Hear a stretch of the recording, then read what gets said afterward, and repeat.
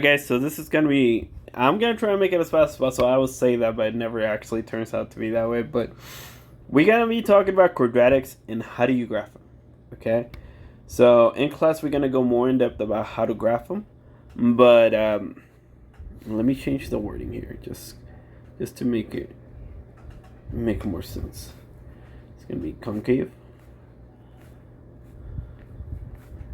up, or down. Okay, so there's going to be a couple things that we're going to need to know in order to start graphing. Okay, so whenever we talk about quadratics, we're talking about any equation that has x to the power of 2. Okay, any equation that has x to the power of 2, and that's the highest exponent, that's going to be considered quadratic. Simple as that. And I'm going to show you the different types of forms that you're going to be able to see it. So in this video, we're going to cover standard form, but in some of the other videos, we're actually going to be covering vertex form as well as factor form. But those are going to be the main things that we need to know. We need to know the roots, which is the same thing as the x-intercept, and we also call them zeros, right? So basically, we're looking for the x-intercepts. We're going to be looking if my graph is looking up or down. That's what concave means. If your function is either looking up or is looking down. And I'm going to show you that a little bit right now. And finally, we're going to find both my vertex and my axis of symmetry. Once you find one, you pretty much find the others. So those are going to be pretty simple. We covered all this last year, so this should be basically a review for most of you guys. But I'm going to stop right there, so make sure you write all of that stuff down, right? That's the main thing. Now I'm actually going to do, what's a quadratic look like? So a quadratic looks like a bell shape. Or that's what my teachers, whenever I was in school, they would tell us it looks like a little U. Okay, so I'm going to just call it like a little U. And then there's going to be specific things that we're going to have to focus on. So I'm going to draw my line. Right, I'm going to do a couple lines. I'm going to do...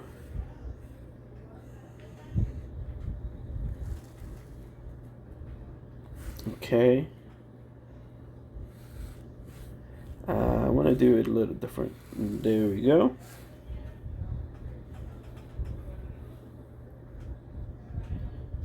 Not the best.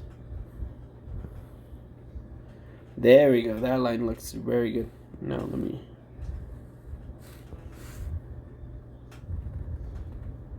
Okay, that looks way better. Now, there's specific points in this whole graph that we're going to need to label. So I'm going to start labeling stuff. So I have something right here connecting. I have this stuff connecting over here. And then I have my... Oh, I have something else over here. It's connecting, right? You see it as well. And then finally we're going to have... Let me see if I can do another color. Yes, I can do another color. Let's do... blue. I want to go ahead and do some blue. Done. Oh no, that's not. Didn't give me blue. Okay, so yes. There we go. So I'm gonna have it different here. Gonna color. It looks kind of dark, but it works for the most part.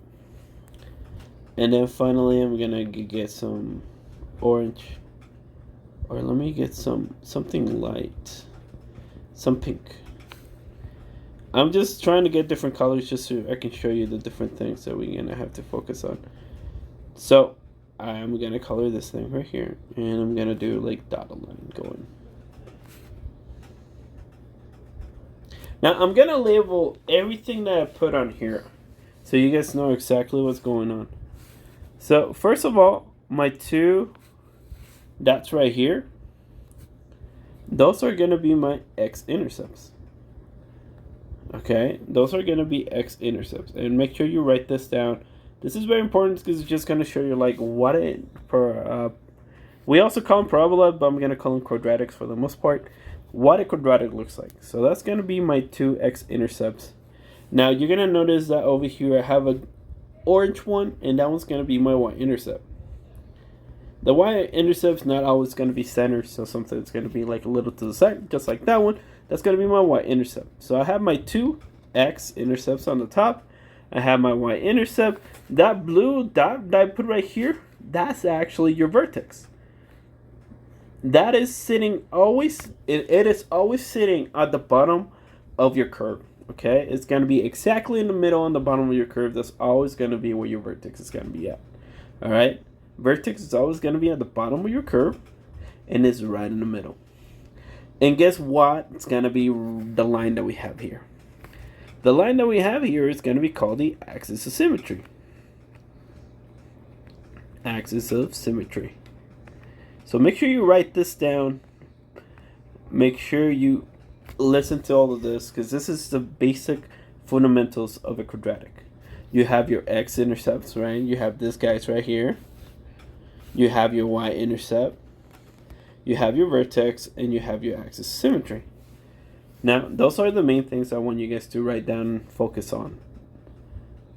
Now we're going to start talking about the other stuff that we can figure out. Okay, that's how a quadratic looks like. But now, what form are we going to be working on today? Today we're going to be working on standard form. So standard form. And I'm not going to graph them for you today. All I'm going to do, I'm just going to show you how they look like and how do we find the different things. How to find my x-intercepts, how to find the y-intercept. I'm not going to worry so much about that one because that one's kind of a given. I mean, it is a given and it's not a given as well. But we're not really going to focus on the y-intercept so much. We're going to focus on x-intercepts, vertex, and axis of symmetry. Main reason why I'm focusing on those guys is because those are going to be helping you a lot whenever it comes to graphing. Y-intercept is cool and all, but it is not always very useful whenever it comes to graphing your quadratics. But it can be helpful, don't get me wrong. So, standard form. How does standard form look like? So I'm going to have a x squared plus bx plus c. Okay, that's going to be the first equation that we're going to be looking at. Okay, this is the first form that you guys want to, and probably the one form that you guys are probably more familiarized with because we covered this earlier this year. Now, there's going to be a couple of things. I want you guys to stare at this guy right here. This guy right here, I want you guys to look at that guy, and that guy is actually going to tell you if your equation or if your function is going to be looking up or it's going to be looking down. So if A, I'm talking about this guy right here, if A is positive, I'm going to show you a little drawing. I'm a visual learner, so whenever I can like put a little drawings, it was very beneficial. Your graph is going to look like this. And we call this concave up. Why do we call it concave up? Because it's facing up, right?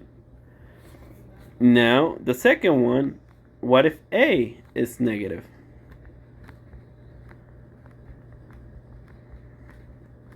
Then you basically are going to go going down, right? It's going to be concave down.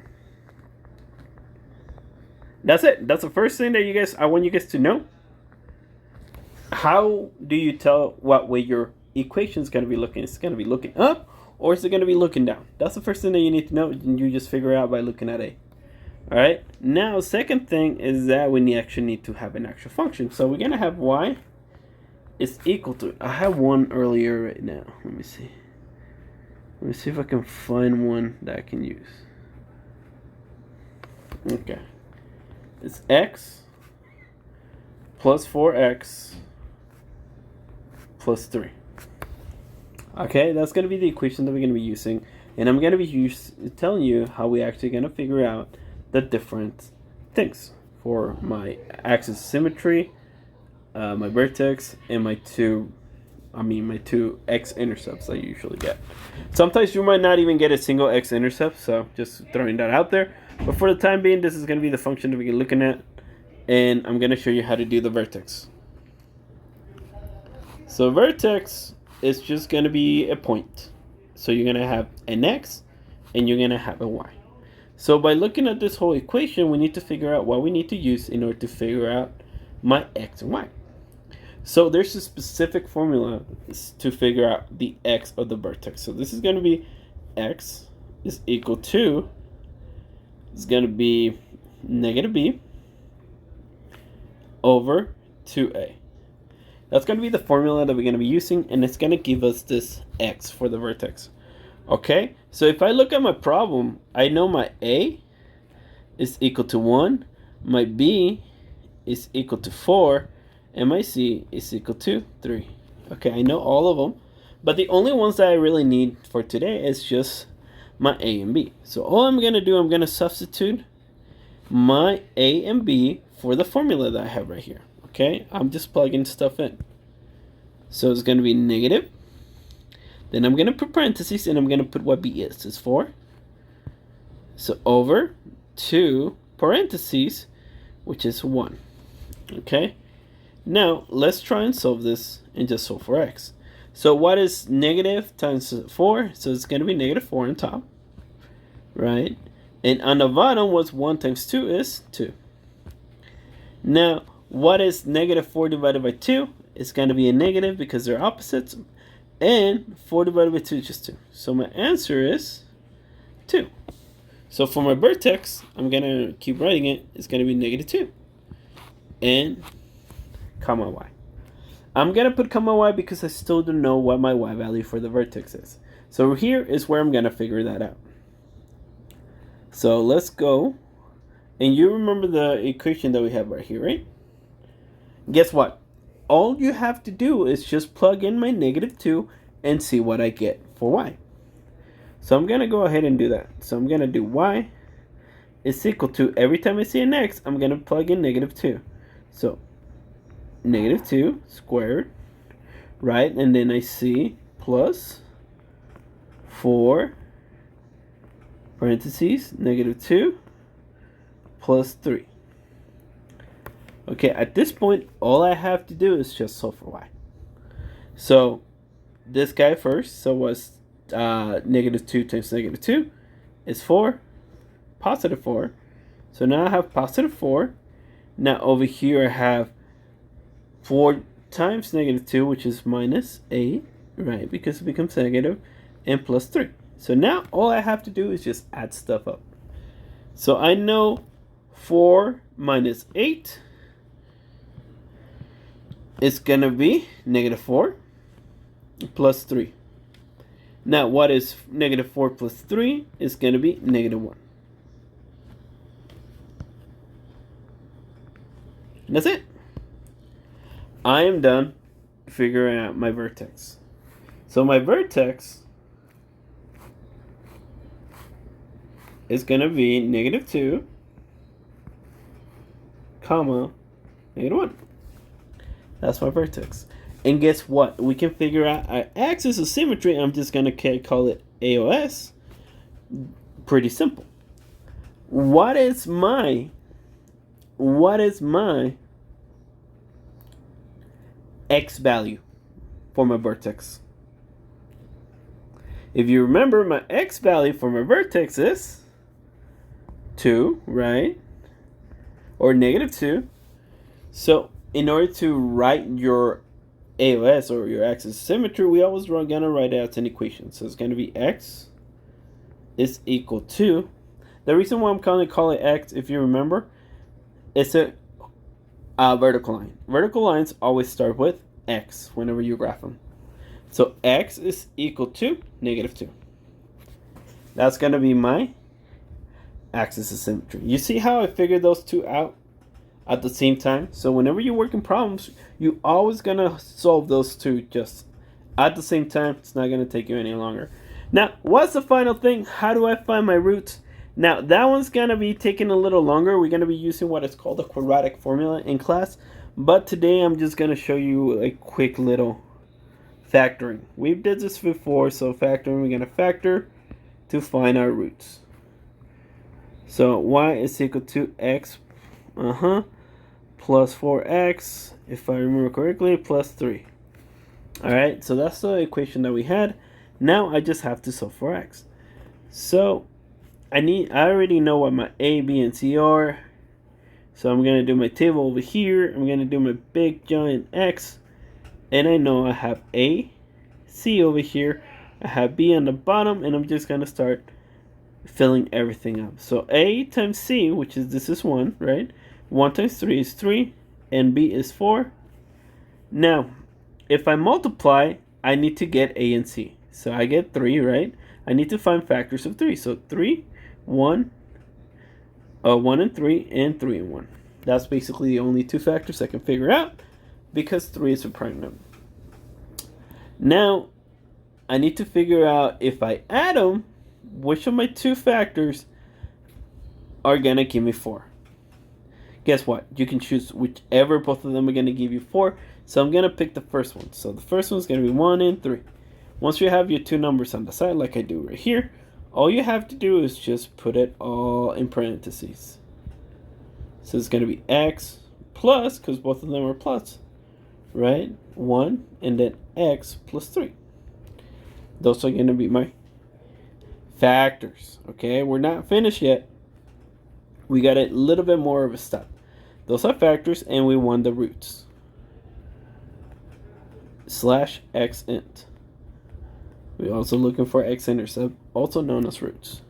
So all I'm going to do in order to do that, I'm going to write x plus 1, and I'm all going to go ahead and equal it to 0. Same thing with the other one. X plus 3, and I'm going to go ahead and equal it to 0.